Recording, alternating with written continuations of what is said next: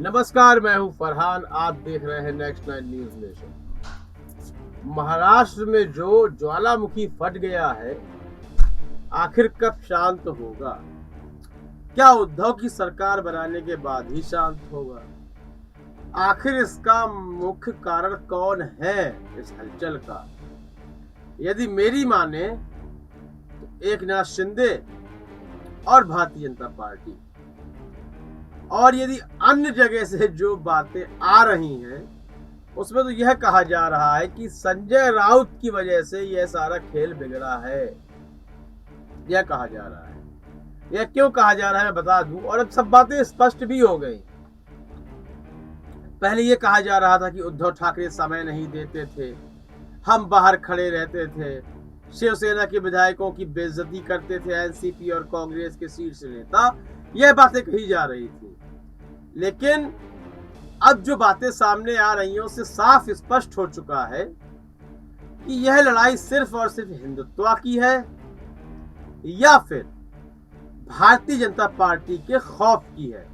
ये जंग चल रही है, इसके अलावा कोई दूसरा मुद्दा हो ही नहीं सकता। देखिए, मुख्यमंत्री नहीं मिल रहे हैं, यह तो आपने बात एक बार कही, बाद में इसको दोहराया भी नहीं गया। लेकिन जो मुख्य मुद्दा है वह यह है कि आप भारतीय जनता पार्टी के साथ गठबंधन में क्यों नहीं है। इसलिए संजय राउत पर जब आरोप लगाया गया, इससे बात साफ स्पष्ट हो जाती है कि आप इसी बात से दुखी हैं कि संजय के शिवसेना आखिर बीजेपी के साथ गठबंधन में क्यों नहीं है। जब चुनाव का परिणाम आया महाराष्ट्र में, तब उद्धव ठाकरे ने कहा कि हम 2.5 साल अपना मुख्यमंत्री बनाएंगे। तो यह आरोप संजय राउत पे लगाया जा रहा है कि यह संजय राउत की दी हुई सलाह थी उद्धव ठाकरे को कि आप 2.5 साल अपना मुख्यमंत्री बनाने की बात कर दें। तो क्या गलत कहा था? शिवसेना और भारतीय जनता पार्टी एक ही धारा में बहने वाली दो दल थे। तो यदि आप 2.5 साल शिवसेना का मुख्यमंत्री बना देते तो क्या घट जाता और कौन सा बवाल हो जाता? कहा जा रहा है कि संजय राउत ने मना किया उद्धव ठाकरे को और कहा कि आप गठबंधन न करें यदि वो 2.5 साल मुख्यमंत्री नहीं बनाते हैं, बल्कि आप एनसीपी और कांग्रेस के साथ गठबंधन कर लें। यह आरोप लगाया जा रहा है संजय राउत पे। देखिए, संजय राउत पार्टी के मुख्य व्यक्ति हैं, बाल ठाकरे के साथ साथ चले हैं, उन पर दारोमदार है। यदि वे सही सलाह नहीं देते उद्धव ठाकरे को तो यह बेईमानी कहलाती। जिस तरह भारतीय जनता पार्टी अपने घटक दलों का अस्तित्व खत्म करती जा रही है और शिवसेना को महाराष्ट्र से समेटकर मुंबई तक सीमित करने के अलावा राष्ट्रीय राजनीति में शिवसेना की कभी हिस्सेदारी नहीं बढ़ने दी, जो अहम कारण है कि महाराष्ट्र से बाहर निकलने ही नहीं दिया गया शिवसेना को, और यहां तक कि अब उसको महाराष्ट्र में भी सीमित किया जा रहा है, सिकुड़ती जा रही है शिवसेना।